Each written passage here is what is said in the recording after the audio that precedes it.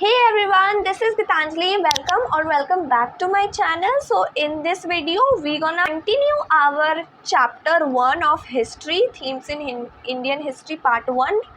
So पिछले video में part 1 पढ़ा था और हमने मोहनजोदारो अ प्लान्ड अर्बन सेंटर के बारे पढ़ा था। इस चैप्टर में बेसिकली हम पढ़ रहे हैं हड़प्पन सोसाइटी के बारे। तो पिछले वीडियो में हमने समझा था हड़प्पन सोसाइटी के बारे। सोसाइटी पढ़ रहे थे, हड़प्पन सोसाइटी में लोग कैसे रहते थे। तो हमने वो तो पढ़ा कि एक अर्बन सेंटर था मोहनजोदारो नाम करके, जो आज के दिन में बहुत बड़ा साइट है ना।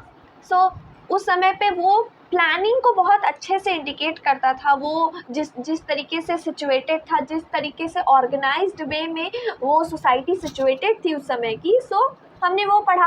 अब आगे चल के इस एस्पेक्ट को भी समझ सकते हैं सोसाइटी के, हड़प्पन सोसाइटी के। बेसिकली ट्रैकिंग सोशल डिफरेंसेस, यहाँ पे जो टॉपिक दिया है ट्रैकिंग सोशल डिफरेंसेस, इसका मतलब है कि क्या अब तो हमने ये समझ लिया कि आर्किटेक्चर कैसा होता था, प्लानिंग कैसी थी, टाउन घर कैसे बनाए जाते थे, लेकिन उसके बाद ये भी समझेंगे ना कि सोसाइटी में कोई सोशल डिफरेंसेस एग्जिस्ट करती थी या नहीं।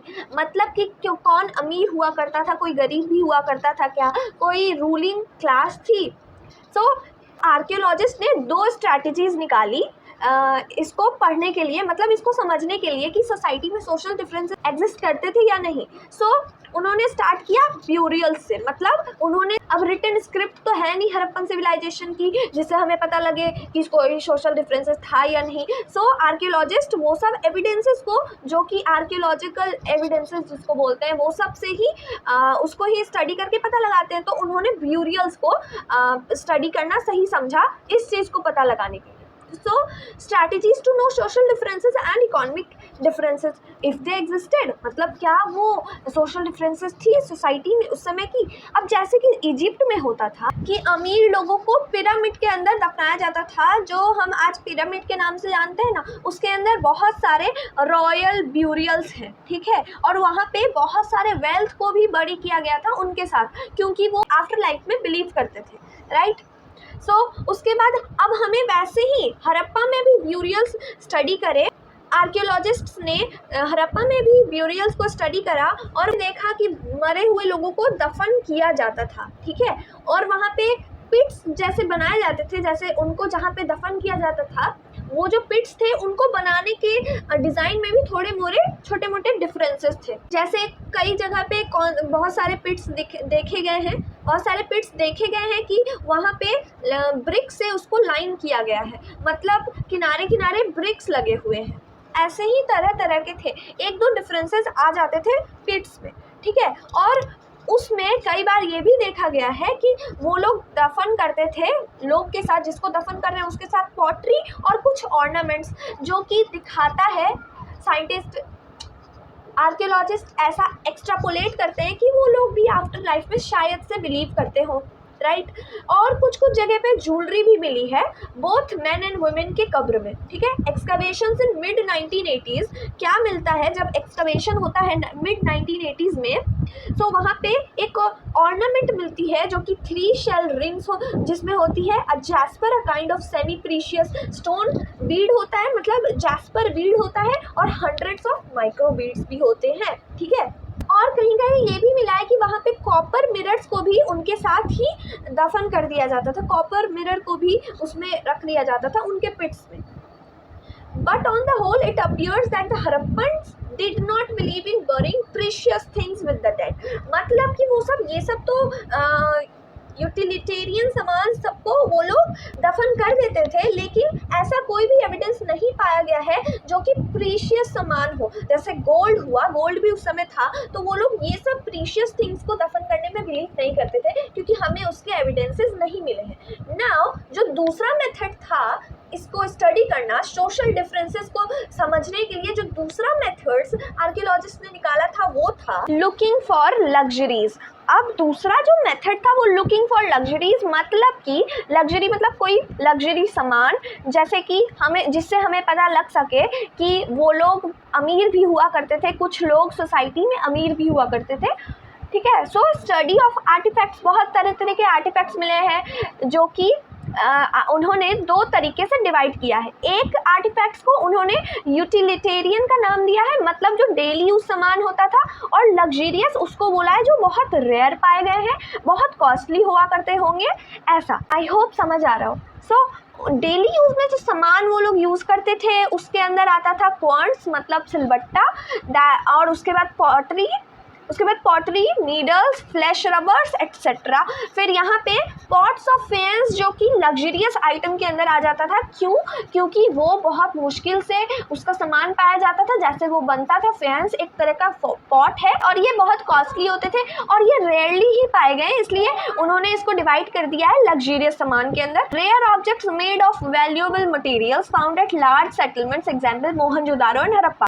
अब हड़प्पा और मोहनजोदारो जैसे बड़े सेटलमेंट में रेयर ऑब्जेक्ट्स में पाए गए हैं जो कि स्मॉल सेटलमेंट्स, चानुदारो जैसे सेटलमेंट्स में साइट्स में नहीं पाए गए हैं। सो इससे ये पता लगता है कि बड़े जगह पे ज़्यादा रेयर सामान होते थे, मतलब ये टाउन्स जो थे उस समय के ये थोड़े प्रॉस्पेरस हुआ करते होंगे, शायद से हम ऐसा कह सकते हैं। Miniature pots of faience perhaps used as perfume bottles. अब जो छोटे छोटे पॉट बनाए जाते थे फेंस के, जिसको उन्होंने लग्जरियस सामान के अंदर रखा है, मतलब जो कॉस्टली और रेयर होते थे, वो उसको अगर अनुमान लगाया जाए तो वो किस चीज़ के लिए काम आता होगा। जो छोटे छोटे फेंस के पॉट्स थे वो शायद से परफ्यूम बॉटल्स में के रूप में काम आया करता होगा। सो गोल्ड भी मिला है, लेकिन गोल्ड बहुत रेयर हुआ करता था।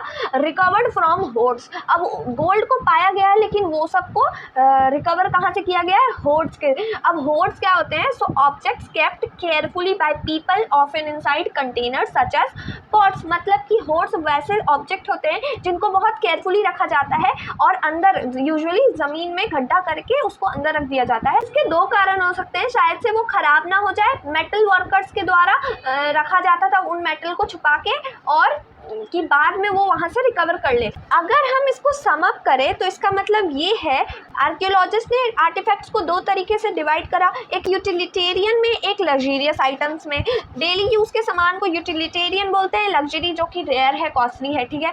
उसके बाद रेयर ऑब्जेक्ट्स बहुत कम ही मिले हैं और जो भी मिले हैं वो बड़े बड़े सेटलमेंट्स में मिले हैं, छोटे छोटे सेटलमेंट्स में छोटे छोटे सामान मिले हैं, मतलब यूटिलिटेरियन के ज़्यादा सामान मिले हैं, ठीक है। Miniature pots of faience perhaps used as perfume bottles, अब शायद से हम बोल सकते हैं कि परफ्यूम बॉटल्स के रूप में उसको इस्तेमाल किया जाता था। गोल्ड भी बहुत रेयर ही मिले हैं, होर्ड्स में पाए गए हैं। Now moving on to our next topic which is finding out about craft production. Finding out about craft production, so इस टॉपिक में पढ़ेंगे कि कौन कौन से ऐसे क्राफ्ट प्रोडक्शन के सेंटर्स थे और कैसे कैसे किस किस तरीके के क्राफ्ट्स उस समय पे बनाए जाते थे। तो चानुदारो जो कि एक सेटलमेंट है, टाइनी सेटलमेंट है, छोटा सा सेटलमेंट है, डिवोटेड टू क्राफ्ट प्रोडक्शन। इस साइट पे उस समय पे बहुत सारे एविडेंसेस ऐसे मिले जिससे हमें पता चला है कि ये fully devoted to craft production था। ये जो साइट था यहाँ पे क्राफ्ट प्रोडक्शन बहुत ज़्यादा होती थी, जैसे कि bead making, shell cutting, metal working, seal making, weight making etcetera. यहाँ पे ये सब बनाया जाता था, बीड बनाया जाता था। बीड का मतलब होता है मोती, ठीक है। उसके बाद मटेरियल्स ऑफ बीड्स, तो कौन कौन से ऐसे मटेरियल्स थे जो कि वो इस्तेमाल करते थे बीड्स को बनाने के लिए, ठीक है। सो स्टोन्स का, मेटल्स का और शेल्स का वो इस्तेमाल करके नए नए तरीके के बनाते थे beads. So stones like carnelian, jasper, crystal, quartz and steatite were used. Metals like copper, bronze and gold, इन सब चीज़ों का इस्तेमाल करके वो बनाते थे। शेल जैसे फेंस का हो गया, टेराकोटा और बर्न्ट क्ले हो गया, ऐसे इसका इस्तेमाल करके वो बनाते थे। शेप्स किस किस तरीके के शेप्स के बनाए जाते थे, so disc shape, cylindrical, spherical, barrel shaped, segmented etcetera. Techniques differed, लेकिन ना ये सब चीज़ों को बनाने के टेक्निक्स जो थे वो डिफर्ड होते थे। जैसे स्टीएटाइट जो है एक बहुत ही सॉफ्ट स्टोन है जिसके पेस्ट से कोई भी तरीके का मोल्ड बनाया जा सकता है, मतलब किसी भी तरीके से वो जो पेस्ट है उसको मोल्ड करके किसी भी शेप का बीड बनाया जा सकता है, ठीक है।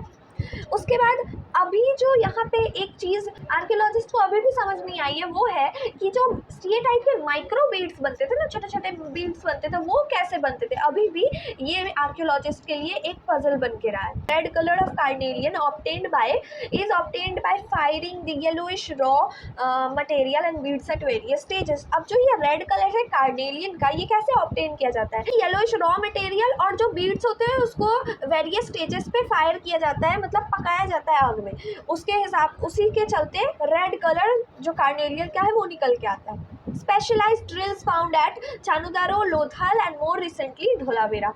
मतलब बहुत सारे तरीके के स्पेशलाइज्ड ड्रिल्स, एक तरीके के स्पेशलाइज्ड ड्रिल्स मिले हैं जो कि काम आते हैं ये बीड्स बनाने में, Chanhudaro, Lothal and more recently at Dholavira. अब if you locate Nageshwar and Balakot, मतलब नागेश्वर एंड बालाकोट भी दो साइट्स हैं जो कि हड़प्पन सिविलाइजेशन का पार्ट है।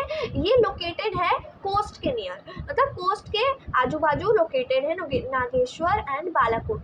ये किस चीज़ में स्पेशलाइज्ड होते हैं? सो ये स्पेशलाइज सेंटर्स हैं शेल ऑब्जेक्ट्स के, बैंगल्स के, लैडल्स के एंड ले, मतलब टेकन टू अदर सेटलमेंट्स। यहाँ से जो भी क्राफ्ट वर्क बनाए जाते हैं, शेल ऑब्जेक्ट्स बनाए जाते हैं, ये सब को यहाँ से लेके बड़े बड़े सेटलमेंट्स में, दूसरे सेटलमेंट्स में लेके जाया जाता था उस समय पे। तो जो अब हमारा नेक्स्ट टॉपिक है वो है आइडेंटिफाइंग सेंटर्स ऑफ प्रोडक्शन। कहाँ पे कौन कौन से ऐसे सेंटर्स ऑफ प्रोडक्शन थे जहाँ पे क्राफ्ट्स बनाए जाते थे, ठीक है। तो अभी तो क्या पढ़ा कि क्राफ्ट प्रोडक्शन कैसे होता था, कौन कौन से क्राफ्ट्स बनाए जाते थे, कौन कौन से मटेरियल का इस्तेमाल करके।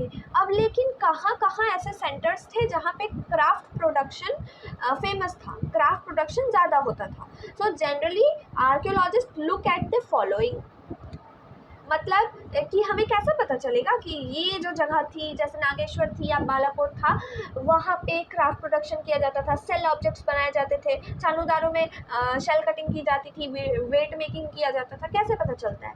सो आर्कियोलॉजिस्ट ने दो तरीके लगाए। आर्कियोलॉजिस्ट सबसे पहले तो एक चीज़ को देखते हैं कि वहाँ पे रॉ मटेरियल है कि नहीं, ठीक है, such as stone nodules, whole cells, copper ore, tools, unfinished objects, rejects and waste material।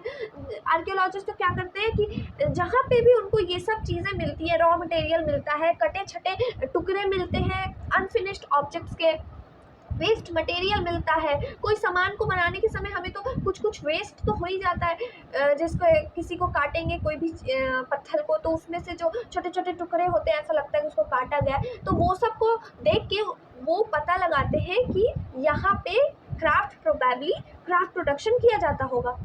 Waste is best indicator of craft work, मतलब क्राफ्ट वर्क कहाँ किया जाता था ये पता लगाने के लिए जो वहाँ पे वेस्ट है, वेस्ट मटेरियल है जो कि क्राफ्ट में यूज़ किया नहीं जाता होगा, मतलब उसका वेस्ट होगा, तो उसको देख के हमें अच्छे से पता चल जाता है कि हाँ ये हो सकता है कि क्राफ्ट प्रोडक्शन यहाँ ये सेंटर है उसका, ठीक है।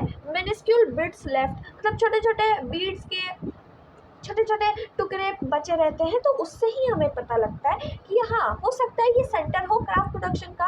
Craft production in large cities such as Mohenjodaro and Harappa. अब ज़्यादातर क्राफ्ट प्रोडक्शन कहाँ किया जाता था? बड़े बड़े शहर में, मोहनजोदारो जैसे शहर में, हड़प्पा जैसे शहर में। ये बहुत ही छोटा सा टॉपिक था समझने के लिए कि कैसे इस पर क्वेश्चन भी आ सकता है, तो आपको ये थोड़ा सा बुक में जो पैसेज दिया है, पैराग्राफ दिया है, उसको रीड कर लीजिएगा, अच्छे से समझ आ जाएगा, ठीक है। ऐसे तो आ ही गया होगा, बहुत छोटा सा है, कोई रॉकेट साइंस नहीं है, just a piece of cake. Then moving on to our next topic which is strategies for procuring materials। अब बात ये तो हो गया कि क्राफ्ट प्रोडक्शन कैसे किया जाता था, कौन कौन सा मटेरियल यूज करके कहाँ किया जाता था, सेंटर्स भी पता लग गए आर्कियोलॉजिस्ट को। लेकिन अब यह है कि वो लोग वो जो मटेरियल से क्राफ्ट बनाते थे वो ही कहाँ से लेके आते थे, that is the matter of fact. तो कौन कौन सी स्ट्रैटेजीज थी फॉर प्रोक्योरिंग मटेरियल्स, ठीक है, मटेरियल्स कहाँ से लेके आते थे? तो हमें पता लगता है कि बहुत सारे टॉय मॉडल्स मिले हैं बुलक कार्ट्स के, तो इससे ये पता लग जाता है कि bullock cart was an important means of transportation of goods and people from one place to another, ठीक है। उसके बाद riverine routes along Indus and its tributary भी यूज़ किए जाते थे, वहाँ रेवराइन रूट्स का भी इस्तेमाल किया जाता था। कोस्टल रूट्स वर प्रोबेबली यूज्ड, कोस्टल रूट्स का भी इस्तेमाल किया जाता था जो समुंदर के किनारे जगह होती है, समुंदर के किनारे तट होते हैं, वहाँ से भी ये लोग एक दूसरे को मतलब जाते आते थे। सो अब तो बात हो गया कि वो लोग जहाँ से मटेरियल लाते थे वो किस तरीके से वहाँ जाकर लाते थे, मतलब रेवराइन रूट्स का इस्तेमाल करते थे या फिर कोस्टल रूट्स का, और नहीं तो बुलक कार्ट्स का, जो कि एक बहुत इंपॉर्टेंट मोड ऑफ ट्रांसपोर्टेशन था। ये बात क्लियर है। अब यहाँ पे थोड़ा ध्यान दे दीजिए, क्योंकि यहाँ से क्वेश्चन बनते हैं एग्जाम में, बोर्ड एग्जाम में क्वेश्चन पूछे जाते हैं, आपसे पूछ लेगा कि आप बताओ स्ट्रैटेजीज ऑफ प्रोक्योरिंग मटेरियल्स, क्या क्या स्ट्रैटेजीज थी for procuring material in the Harappan civilisation. So आपको ये सब कुछ डिस्क्राइब करना पड़ेगा अच्छे से। अब वो materials from the sub continent and beyond, मतलब जो मटेरियल लाते थे वो ऐसा नहीं है कि सब कॉन्टिनेंट के अंदर से ही लाते थे, वो बाहर भी जा कर के बाहर से भी ट्रेड होता था वहाँ पे, ठीक है। ये बात क्लियर होनी चाहिए कि वहाँ पे ट्रेड किया जाता था हड़प्पन सिविलाइजेशन के लोगों के द्वारा। तो सब कॉन्टिनेंट से जो सामान मिलता था वो यूज़ करते थे, नहीं मिलता था तो वो बाहर से भी मंगवाते थे। Establishment of settlements Nageshwar and Balakot shell was available. तो जैसे भी सेंटर्स थे जो सब कॉन्टिनेंट के अंदर थे, नागेश्वर एंड बालाकोट, वहाँ पे शेल आराम से मिल जाता था, तो शेल कटिंग हो जाती थी, शेल के सामान बन जाते थे। अब शोरतुघाई जो कि बेस्ट सोर्स है लैपिस लेजुली का, एक ब्लू कलर का स्टोन होता है, बहुत चमकदार स्टोन होता है, उसको लैपिस लेजुली बोलते हैं, वहाँ पे बहुत पाया जाता है। जो शोरतुघाई एक साइट है अफगानिस्तान में, ठीक है। फिर लोथल में हमें सोर्सेज ऑफ कार्नेलियन मिल जाता है। स्टीएटाइट साउथ राजस्थान से, नॉर्थ गुजरात से मिल जाता है। मेटल फ्रॉम राजस्थान मिल जाता है, मेटल राजस्थान में अच्छे से मिल जाते हैं। फिर वो लोग और एक चीज़ करते थे, ये तो लोकली अवेलेबल चीज़ें थी, अब वो लोग एक्सपेडिशन भी भेजते थे, मतलब यात्रा भी करके, मतलब कुछ लोग इकट्ठा होकर ग्रुप बना के यात्रा करके नए नए जगह को एक्सप्लोर करने भी जाते हैं, उसको एक्सपेडिशंस बोलते हैं। तो वो लोग एक्सपेडिशन पे भी जाते थे। तो वैसे ही एक एक्सपेडिशन पे गए थे खेतरी रीजन ऑफ राजस्थान और साउथ इंडिया में। खेतरी में क्यों जाते थे, राजस्थान के खेतरी में, क्योंकि वहाँ पे कॉपर बहुत ज़्यादा मात्रा में अवेलेबल था। फिर साउथ इंडिया में गोल्ड लेके आते थे, साउथ इंडिया से वो गोल्ड लेके आते थे। So established communication with local culture. अब वहाँ पे, अब जो एक्सपीडिशन पे जा रहे हैं, नए जगह पे जा रहे हैं, तो ऑफकोर्स उनका इंटरेक्शन होगा ही नए लोगों के साथ, तो वैसे ही कम्युनिकेशन बढ़ा, ठीक है। खेतरी रीजन में एक वहाँ की लोकल कम्युनिटी जो आप बोल सकते हैं होगी, वो एक जिक्र है आपकी बुक में दिया है, गानेश्वर जोधपुरा कल्चर के बारे। वो कल्चर से दिखाया गया है कि उनका इंटरेक्शन हुआ था, ठीक है, क्योंकि उस जगह पे जहाँ गानेश्वर जोधपुरा कल्चर सिचुएटेड था, जो कि खेतरी रीजन था, वहाँ पे क्या मिले हैं, distinctive non Harappan pottery wealth, नहीं, वहाँ पे क्या मिले हैं, वो किस चीज़ के लिए फेमस था, तो वो था डिस्टिंक्टिव नॉन हड़प्पन पॉटरी के लिए, wealth of unusual wealth of copper objects के लिए, मतलब वहाँ कॉपर बहुत भारी मात्रा में पाई जाती थी, और वो लोग नॉन हड़प्पन स्टाइल के पॉटरी बनाते थे, मतलब वो हड़प्पन स्टाइल में नहीं बनाते थे, वो अपने स्टाइल में बनाते थे। और हमें कैसे पता चला है कि इन दोनों के बीच इंटरेक्शन होता था, क्योंकि हड़प्पन साइट्स पे कई जगह पे इनके नॉन हड़प्पन पॉटरीज मिले हैं और इनके कॉपर मिले हैं, कॉपर ऑब्जेक्ट्स, कॉपर बेसिकली यहाँ से लेके जाते थे वो लोग कॉपर के ऑब्जेक्ट्स बनाने के लिए। अब इससे हमें पता चल गया कि ये सब कॉन्टिनेंट, और मतलब सब कॉन्टिनेंट के अंदर ही ट्रेड होता था, कि एक्सपेडिशन भेज दिए जाएँ या फिर और सारे डिफरेंट साइट्स हैं, वहाँ से कोई सामान जो है उनके यहाँ नहीं है, कोई साइट्स पे नहीं है, तो वहाँ से वो ट्रांसपोर्ट करवा लेते थे। लेकिन अब इसके बाद एक टॉपिक है कॉन्टैक्ट विद डिस्टेंट लैंड्स, मतलब इसके अलावा भी, इसके बाहर से भी वो लोग का connection. Copper probably bought from Oman. अब copper Khetri region of Rajasthan से तो आता ही था, पर हमें एविडेंसेस ऐसे मिले हैं कि ओमान, जो कि एक अरेबियन कंट्री है, अरेबियन पेनिनसुला के बीच में एक कंट्री है, वहाँ से भी कॉपर मंगाए जाते थे।